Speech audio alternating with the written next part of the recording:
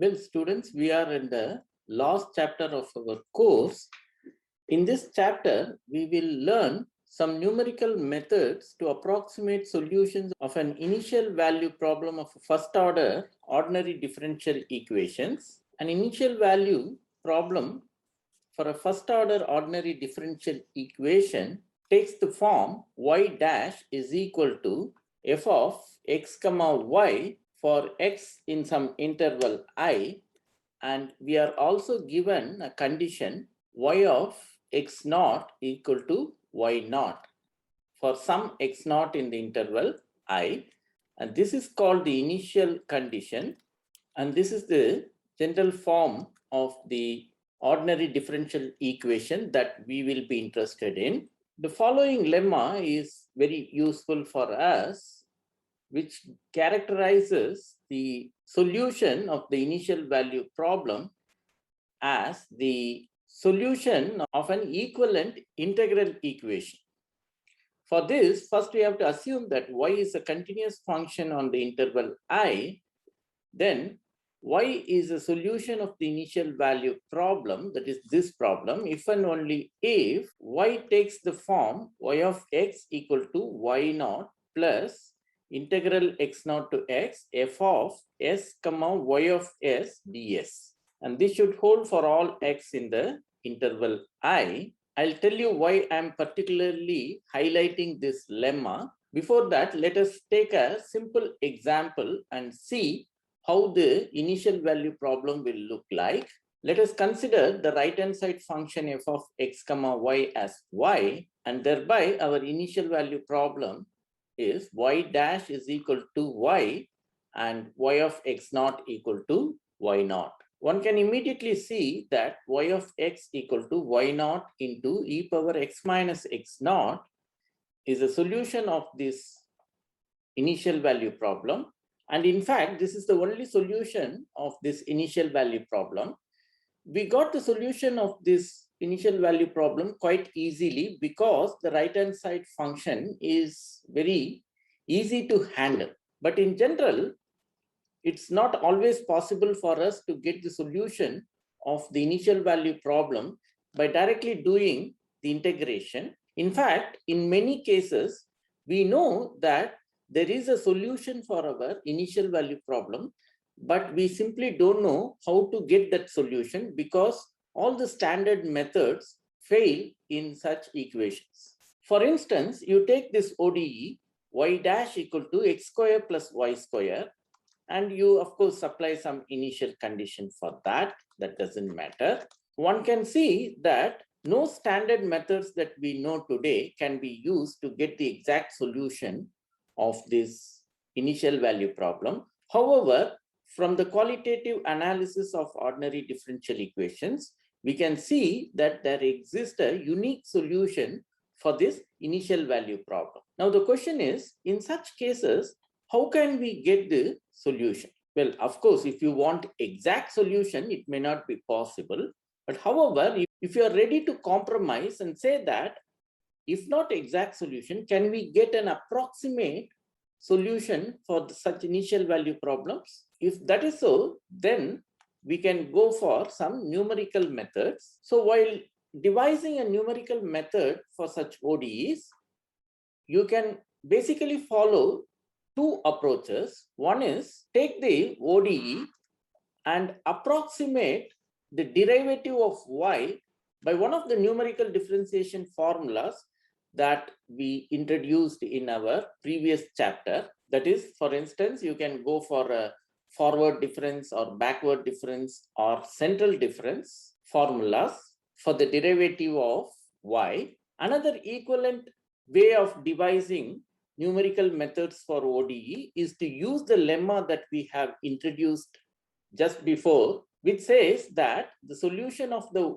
initial value problem is also the solution of this integral equation and conversely, right? Therefore, any solution of the initial value problem also satisfies this equation. And if you find a solution of this equation, then it will also satisfy your initial value problem, right? Therefore, one can also try to find the solution of this integral equation by approximating this integral by a suitable numerical integration formula. Sorry, this is integration formula or a quadrature rule. In devising a numerical method for an initial value problem, first we have to discretize our interval into some n number of points, and our numerical method can only give the solution of our initial value problem at those points. So this is called the discretization of the interval. Suppose we are interested in finding the solution of the initial value problem in the interval a to b, say.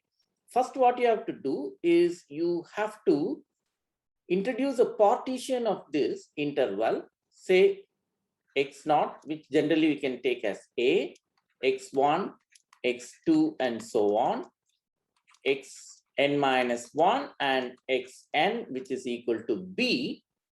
And this is called the discretization of the interval, where each xj is chosen such that xj equal to x0 plus jh. It means we assume that it is a uniform partition with step size as h equal to b minus a by n.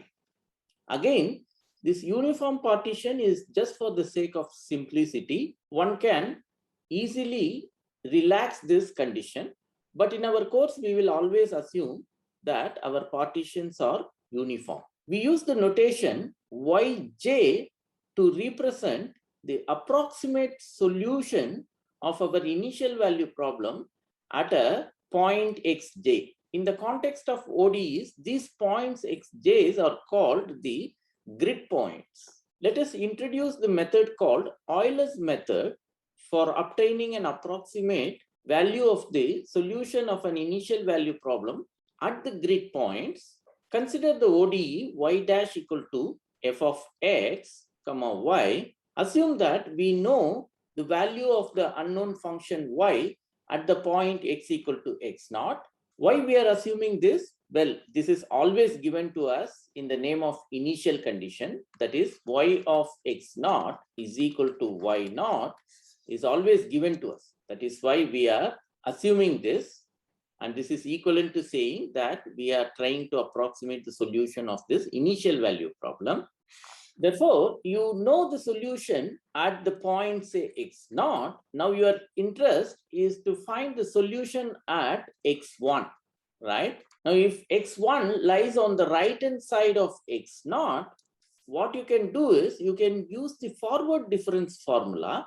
If you recall from our previous chapter, forward difference formula of the first order derivative is given by y of x plus h minus y of x divided by h, right? So in the equation y dash is equal to f of x comma y, you just replace this derivative by this forward difference formula and write the equation as 1 by h into y of x1. This is the point at which we want to find the solution, and x0 is the point at which we know the solution.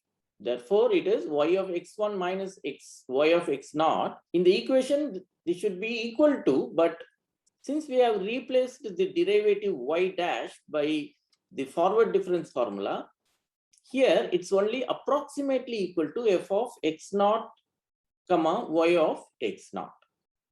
Now from here, we can get y of x1 as approximately equal to y of x0 plus h times f of x0 comma y of x0. So you started with x0, you knew the value of y at x0. With the help of this, you can see that you can completely determine the value of y at x1 using this formula.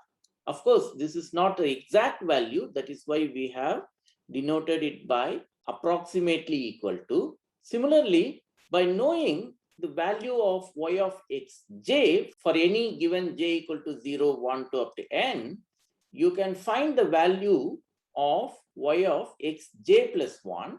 That is, you are given xj and you want to find the value of xj plus 1.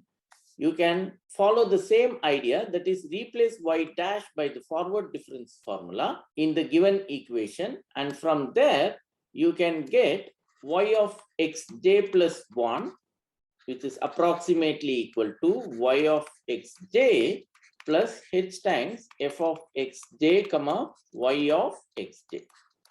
So instead of every time putting approximately equal to, what we will do is we will use this notation, which is actually denoting the approximate solution of your initial value problem obtained through this formula, and then you just simply write equal to sign here. Okay, so this is just a notation, and that gives us finally the formula for Euler equation to approximate the solution of a given initial value problem. And this is called the forward Euler method. Remember, you can use the forward Euler method if you want to find the solution value at xj plus 1 given the solution value at xj. Similarly, you can also devise the backward Euler method, and backward Euler method is used when you are given the solution at xj and you want to approximate the value of the solution at xj minus 1, that is the point which is lying on the left side of xj. Then you have to use backward difference formula for the derivative y dash, and that leads to the backward Euler method given by this formula. Therefore, you have to be careful in using forward or backward Euler depending on what is given to you and what is asked to find, right? This is the geometrical interpretation of the Euler method. You know the value of the solution at xn, exactly or approximately, whatever it is, and you want to find the solution at the point xn plus 1. Well, you want to approximate the solution. Now, what you are doing is you are taking the tangent line at the point x equal to xn and simply finding the value of that line at the point x equal to xn plus 1, which is given by this, and assuming that that is the approximate value for your solution, whereas your solution value is this. Therefore, obviously, what is the error that you are committing? You are committing this error, right? Let us take the example that we have done previously, y dash equal to y, and let us also fix the initial condition as y of 0 equal to 1. So this is just to see how the Euler method works, because in this case, we know the exact solution of the initial value problem. Let us try to find the solution for some x greater than 0, and thereby we have to use the forward Euler method. Recall that the formula for the forward Euler method is given by this. So the idea is to start with j equal to 0, take y naught is equal to 1, which is coming from your initial condition, and x naught is equal to this value, that is 0. So you plug in these two and get y1 as y naught plus h times f of x naught comma y naught, right? And that is going to be 1 plus h into f of x naught y naught is simply y naught, that is 1, right? So this is nothing but 1 plus h. Once you are given a value for h, you can immediately find y1. Once you know y1, you can go to find y2, which is equal to y1 plus h, y1, right?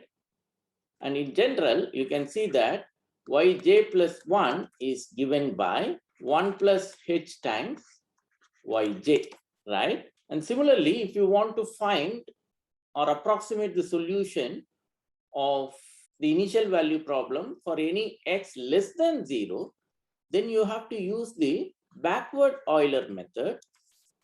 And the backward Euler method formula is given by this. As I told, the expression for the forward Euler method in this particular example is yj plus 1 equal to 1 plus h times yj. And as we know, the exact solution is y of x equal to e power x. Let us in particular take h is equal to 0.01 and let us use 7-digit rounding calculation. We can see that y of 0.01 is approximately equal to 1.01, and similarly you can go ahead and find the value of the solution approximately at the other grid points, which goes with step h is equal to 0.01, and the approximate solution is shown in this table with the exact solution as well as the error and the relative error are also tabulated in this. For h equal to 0.01, you can also see the solution for h equal to 0.005.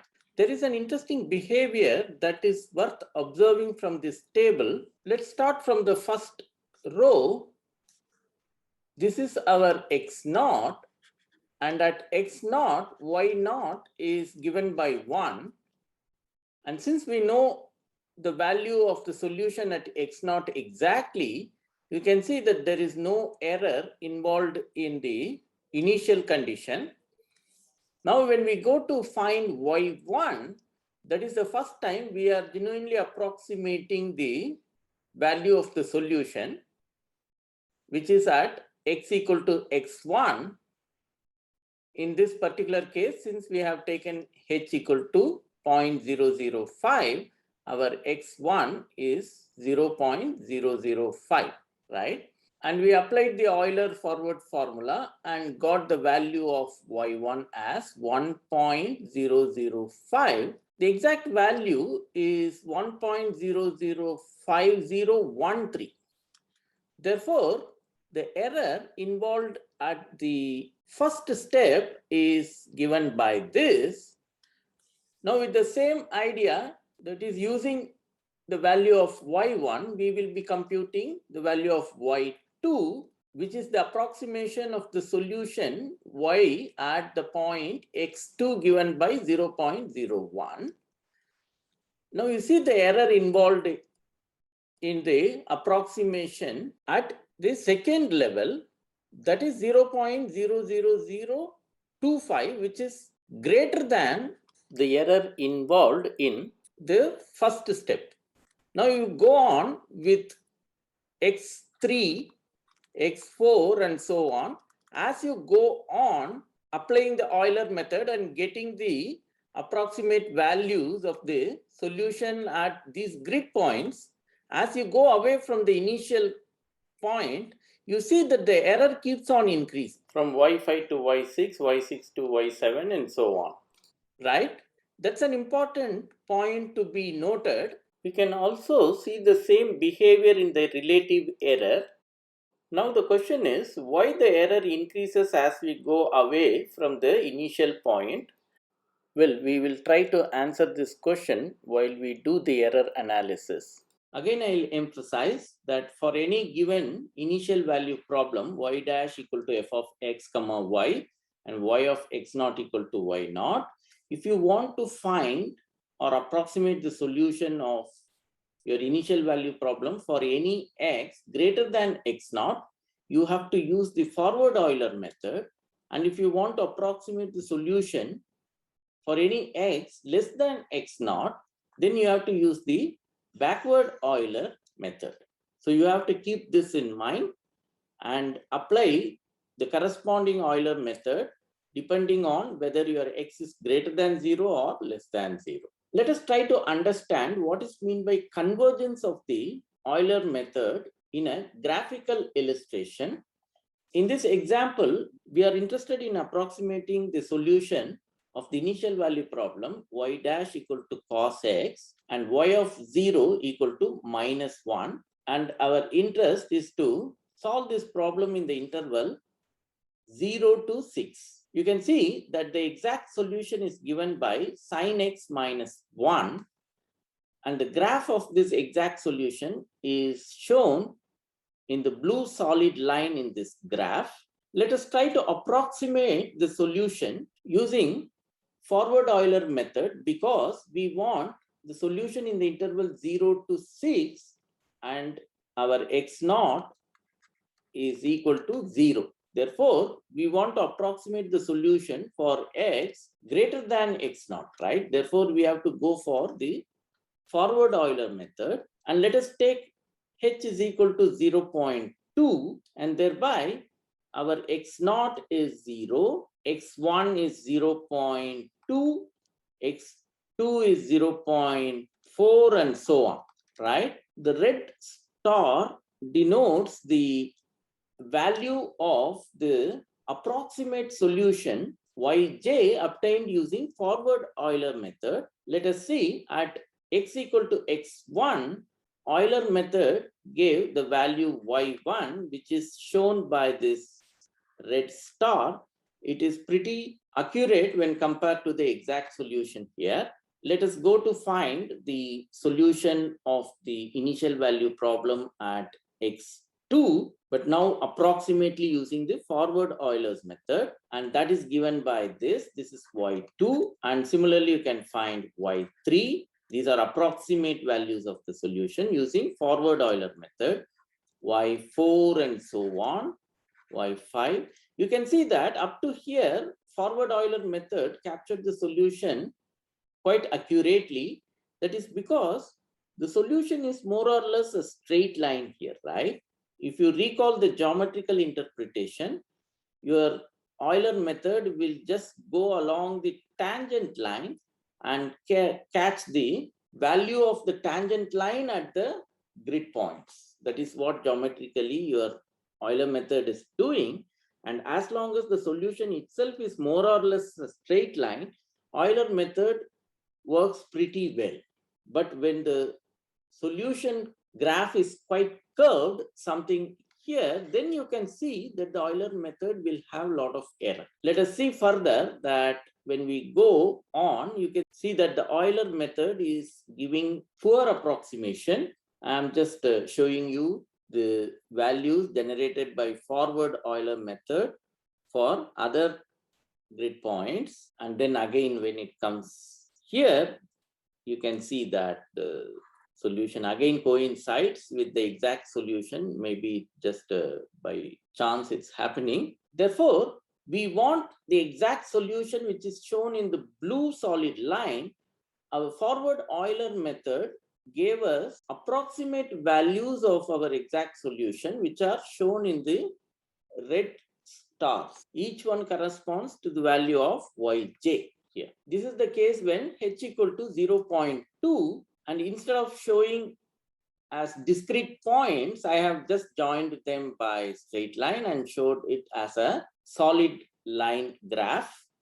The red line graph is the approximate solution obtained using the forward Euler method, and blue line is the exact solution. Now, this is the case when h is equal to 0.2. Let us see if we take smaller values of h, how the Euler method captures the solution. For h is equal to 0.1, you can see that the approximate solution obtained by Euler method, which is shown in the red solid line here, it is pretty better approximation than what we obtained using h equal to 0.2. And further, if we take h is equal to 0.05, you see that is still better than 0.1, right? So if you go on decreasing the value of h, you see that you are getting better and better approximation for your exact solution using the Euler method. You can see 0.0125 and so on. So at 0.0063, you can see that your Euler method solution, which is shown in red solid line, is almost coinciding with the blue solid line, which is the exact solution. So here we can get a feeling of how the Euler method solution is eventually going closer and closer to the exact solution point wise. And this is the basic idea of the convergence of the Euler method, or any method for that matter. So as you go on decreasing the value of h, you are expected to converge pointwise to the exact solution. Of course, when you go to do these calculations on a computer, you will also include arithmetic error, and the situation may be entirely different when you keep on decreasing the value of h. This is quite natural to expect because we have seen in the last lecture that while working with finite difference formulas, go on decreasing h may not tend to give more and more accurate value for your derivatives, right? The presence of floating point approximation can in fact completely destroy your approximation on a computer. So these all have to be kept in mind while working with differential equations in general. Let us learn how to do error analysis in Euler method. Let us start with the Taylor's theorem. Since xj plus 1 is equal to xj plus h, you can write y of xj plus 1 as y of xj plus h into y dash of xj plus the remainder term, right? Where the remainder term, of course, involves some unknown value xi lying between xj and xj plus 1. Let us do the error analysis for forward Euler method. That is why I have taken xj plus 1 equal to xj plus h. If you have to do the error analysis similarly for backward Euler method, you have to take xj minus 1 and apply the Taylor's theorem on xj minus 1 and exactly go ahead with the discussions as we are going to do now. Now your y is the solution of the ODE, right? Therefore, you can replace y dash in the Taylor's expansion by the right hand side f of x comma y of x, right? So that is what I have written here and got this expression for y of xj plus 1. Now what is this? If you recall from our very first chapter, this is called the truncation error, and here we will borrow the same name and say that the truncation error involved in the forward Euler method is h square by 2 into y double dash of xi j. Now you see, in computing y of xj plus 1, what we are doing is we are substituting the exact value of y of xj. This is exact value. And similarly, this is also exact value, right? So if you plug in exact value, then what you get as error is purely the truncation error. Carefully observe that the right hand side is nothing but the Euler formula with the exact value of y plus truncation error, right? But the Euler method uses an approximate value for y of xj, right? That is, in this expression, we actually put yj, which by notation, we denote the approximate value generated by the Euler method in your previous step. You are plugging in that value here, and similarly here you are plugging in that value and getting a value which you call as yj plus 1, right? So that is how we go ahead with the Euler method. Therefore, finally, in the computation of yj plus 1, we involve two levels of errors. One is the truncation error. How you can understand truncation error is that if you would have used, see, we are not using exact value, but if you would have used the exact value, then also there was a error involved in your expression, right? That is the truncation error. And there is another level of error which is called propagated error. What is that? Well, you have not used the exact value in the expressions, right?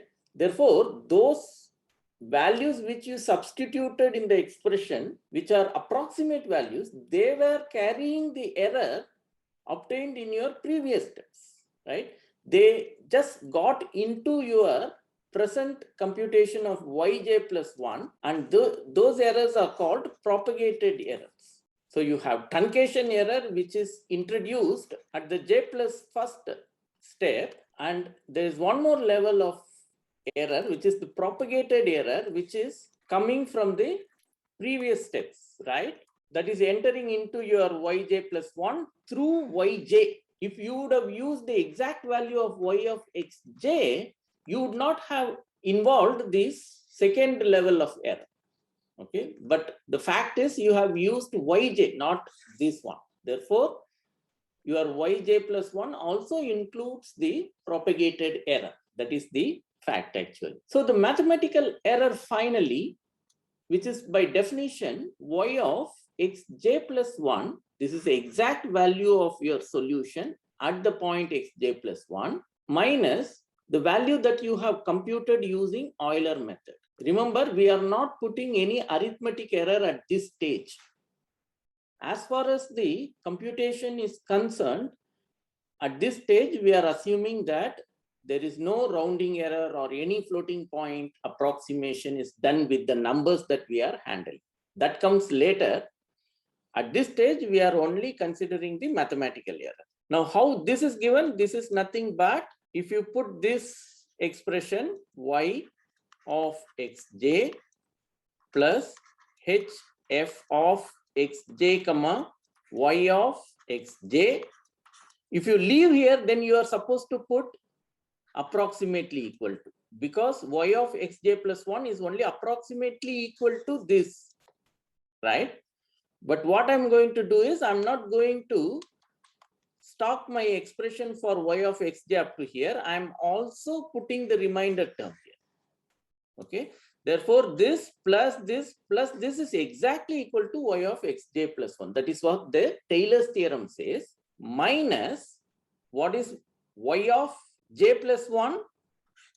That is purely our Euler method formula. That is yj plus h f of xj comma yj, right?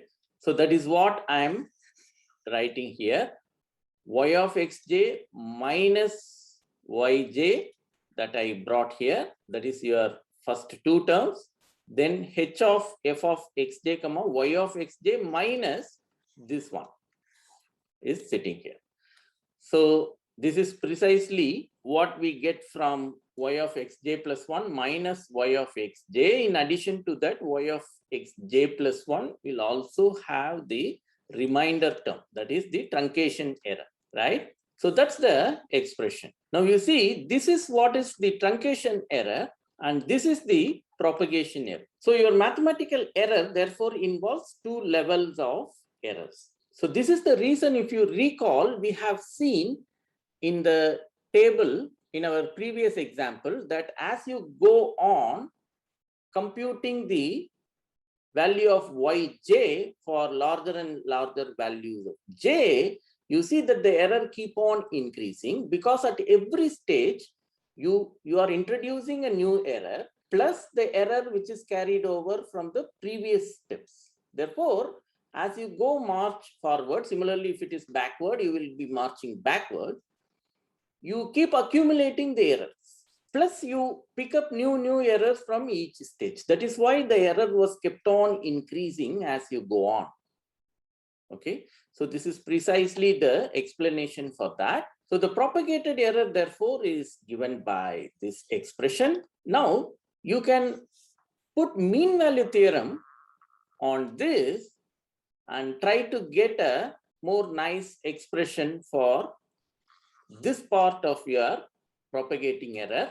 So how will you put the mean value theorem? Well, your xj, that is the first argument of the function f, is fixed. Therefore, there is no scope of putting mean value theorem.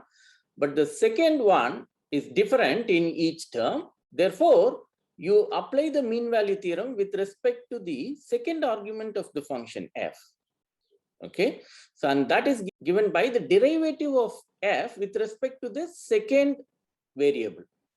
Okay, that is what I'm just denoting by z here, and that will bring a unknown eta j, where eta j lies between y of xj and yj times that variation in the second variable, right? Now, once you plug in this in the place of this term and just do the simplification, you will get this.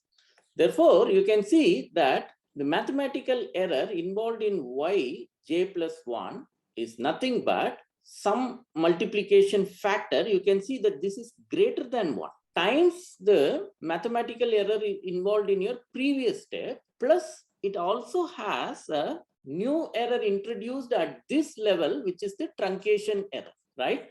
As such, your mathematical error in the previous step is amplified by something more than 1, plus you are introducing new error at this stage. That is why you have seen in the table that at every step, the error was kept on increasing. Well, you can also do an estimate for the mathematical error. How you can do that?